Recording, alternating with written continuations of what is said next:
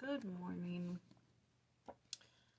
Today is the 11th, July 11th, and we're going to start with a daily reflection on the Old Testament. Cease from anger and forsake wrath. Psalm 37:8. Anger is a damaging corrosive that simply does not work. It tends to elicit more anger, more resentment, more contention. It may seem to help in the short run, but long term it is counterproductive, creating more problems than it solves. Anger makes people more rigid, less thoughtful, and less capable of having positive relationships. Anger hardens hearts, creating feelings of bitterness and animosity that often echo down the generations. The Lord's way is to put off anger, wrath, and malice.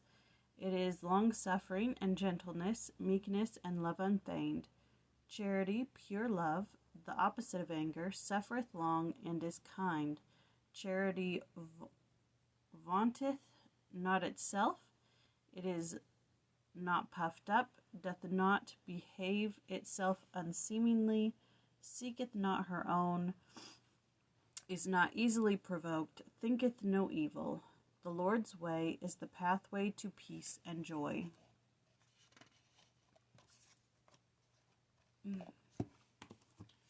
I think us Olsen girls have a tendency to lose our temper fairly easily. I wonder where we get it from.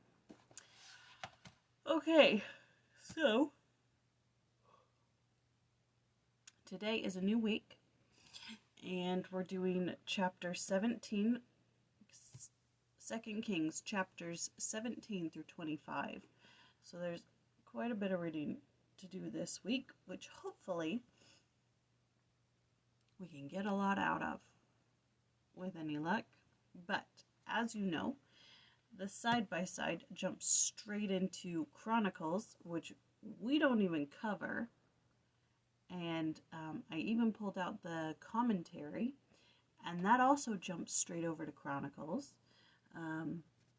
Mainly because it's written by the same people. So why would they include something they didn't include in the first book? Anyways, we do have Ludlow, and he does have something to say on chapter 17.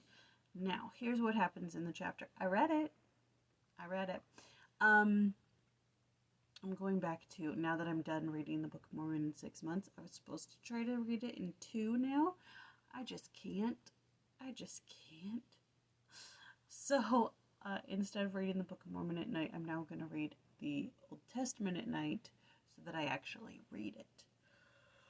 Alright, so in this chapter, Israel gets a new king, and he does evil in the sight of the Lord. But it says, not as the other kings did evil in the sight of the Lord. This is way worse, apparently. This is the famous scattering of the 10 tribes. Assyria comes in and just takes them, and then moves other people in. And, you know, they're worshiping idols. It says here in the Ludlow that verses 12 through 23 provide a detailed list of the sins of the people of the northern kingdoms of Israel. From what I can tell, Judah stayed. Judah stayed in Samaria, which is where they were all. But the 10 tribes, they were scattered.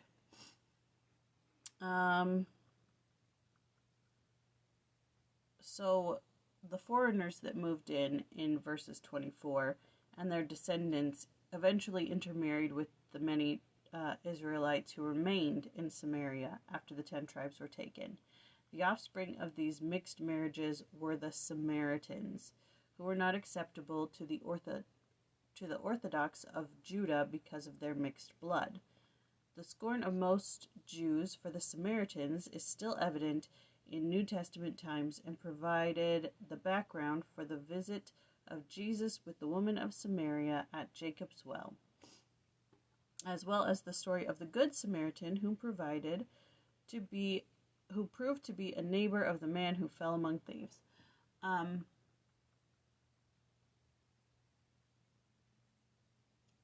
that is all interesting now that we know where the Samaritans come from, what their background and their history is.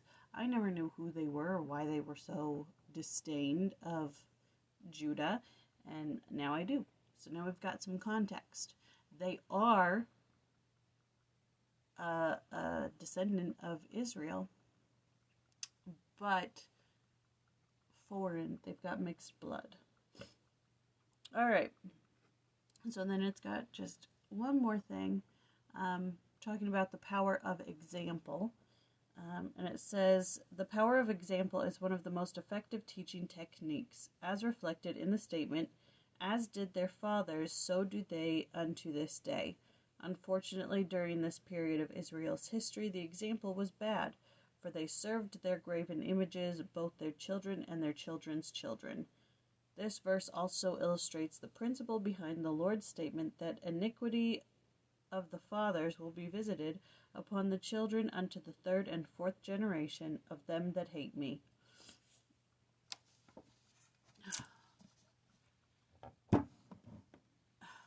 So, I don't know how much more I have to add to that,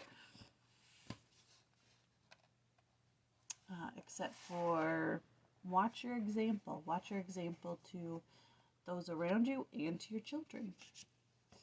All right, July 11th, let's leave you with a prayer from a diary of prayer. And as I said yesterday, these set of prayers is now for Queen and Commonwealth, schools and universities, teachers, scientists, writers, artists, craftsmen, and farmers. And the one for today is a prayer for Queen Elizabeth II, adapted from a prayer composed by Queen Elizabeth I.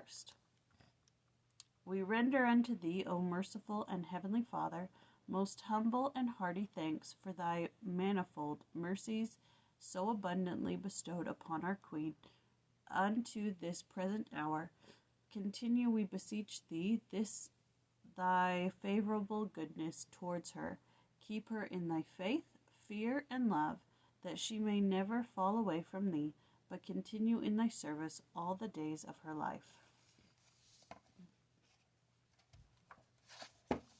I suppose we could take that prayer and pray it for our own daughters, our own nieces, our sisters, the women in our life. All right, that's all.